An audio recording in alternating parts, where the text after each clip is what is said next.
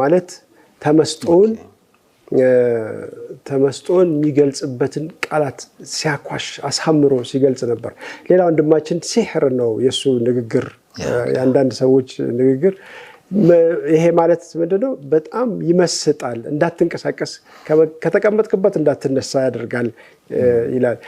በጣም እናመሰግናለን ስለ ኻሊድ ነው ወይስ ስለ ኻሊድ ትሩፋት ነው ስለ ኻሊድ ትሩፋት ነው በጣም እናመሰግናለን እስከዛሬ ድረስ ላበረከትክልን አስተዋጽኦ ላደረከው በፊልድ መርጠህ በአንድ ዘርፍ መርጠህ በዚያ ዘርፍ ላይ በሄድክበት መንገድ በሙሉ